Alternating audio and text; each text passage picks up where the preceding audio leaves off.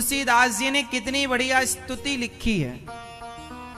लिखने वालों ने तो सुंदर सुंदर गीत भी लिखे हैं, लेकिन गीत पुराने हो गए, संसार के लोगों की रचनाएं पुरानी हो गईं, पर तुलसीदास जी की रामचरितमानस की रचना आज भी बिल्कुल नई। जितनी बार पढ़ो नया रस, नया आनंद, नया ज्ञान। कहां पुराना है ना?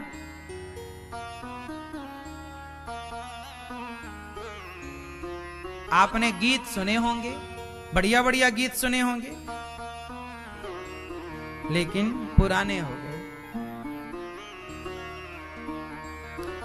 अच्छा आप सुनो ना, आपने भी सुना जब प्यार किया तो डरना क्या, ये सुना?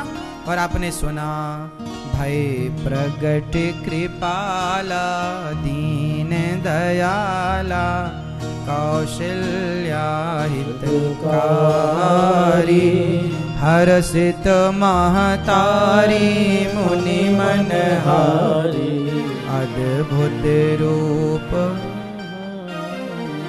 अब देखिए ये तुलसीदास जी ने लिखा, भय प्रगट कृपाला दीन दयाला कौशल्या हितकारी। सुना? श्री रामचंद्र कृपालु भजमन हरण भव भय दारुणम। सुना आप लोगों ने? ये भी लिखा हुआ किसी के द्वारा है। तो संसार की चीजें पुरानी हो गईं, पर श्री रामचंद्र कृपालु भजमन न पुराना हुआ, ना भय प्रगट कृपाला दीन दयाला ये पुराना हुआ। जो संसार के लिए लिखा जाएगा, जब प्यार किया तो डरना क्या, ये किसी नायक और नायिका के लिए लिखा गया था। ये पिक्चर का गीत है, और ये किसके लिए लिखा गया? नायक और नायिका के लिए। फूल तुम्हें भेजा है खत में फूल नहीं, हाँ मेरा दिल है। ये सब किसके लिए लिखा गया? नायक और नायिका के लिए। कितने बढ़िया बढ़िया गीत हैं, हम सब सुनते। ये गीत जब मन होता है तो सुन लेते हैं पुराने गीत। कि आप लोगों ने सुना फूल तुम्हें भेजा है खत में, पर ये गीत किसके लिए है? नायक और नायिका के लिए। इसलिए ये पुराने हो गए, क्योंकि इनके मूल में नायक नायिका है, इनके मूल में स्त्री और पुरुष है। जबकि तुलसीदास जी ने जो लिखा उसके मूल में स्त्री पुरुष नायक नायिका नहीं, भगवान के लिए लिखा है। उनके नायक भगवान है और उनकी नायिका माता सीता है। जगत, ये गीत संसार के जगत के लिए लिखे गए, और तुलसीदास जी ने तो जगन्नाथ के लिए लिखा, जगत के नाथ के लिए। इसलिए उनके लिखी रचनाएं पुरानी नहीं हुई, क्योंकि वो जगत के पालनहार के लिए लिखी गई। चलो, कालिदास जी ने भी लिखा रघुवंशम, रघुवंश महाकाव्य कालिदास जी ने लिखा। क्या वो रघुवंशम महाकाव्य जो है क्या पुराना हुआ? नहीं। आप मूवियां देखते हैं, चलो आप मूवी देखते हो ना, बहुत सारी मूवी। आपने गदर मूवी देखी, आपने बाहुबली देखी, इत्यादि देखी। सारी मूवी अब क्या हो गई? पुरानी हो गई। अब कोई देखने वाले कम हैं, अब पुरानी हो गई। लेकिन बताइए कि जब लॉकडाउन लगा, इस लॉकडाउन में दूरदर्शन पर पुनः रामायण प्रसारित की गई ना। जबकि रामायण हम सबने पहले भी कई बार देख चुकी है,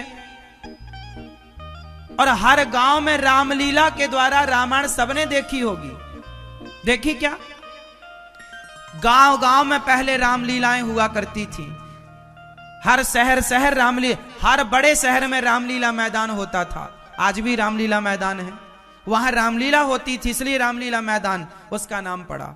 हर बड़े बड़े शहरों में एक रामलीला मैदान होता है। हर गांव में कभी ना कभी रामलीलाएं जरूर हुई। हम लोगों ने बचपन में खूब गांव में रामलीलाओं का दर्शन किया।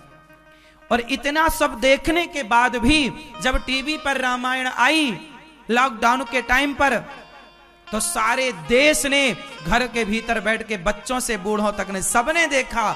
और देख करके कोई कहा कि पुराना सीरियल है ये, पुरानी रामायण है, नहीं, सबने नया आनंद लिया। और अगली बार फिर आएगी तो आप जब देखेंगे तो ऐसा लगेगा नया हम देख रहे हैं। और पिक्चर आप देखेंगे तो ये कोई ना, अरे पुरानी है यार, क्या देखना, देख तो चुके हैं।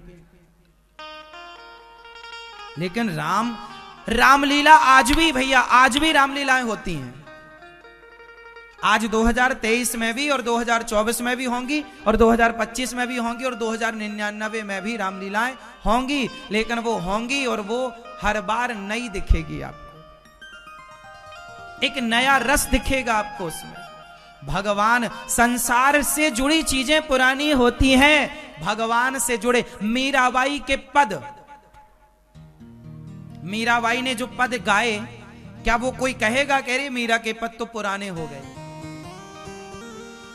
कहेगा कोई?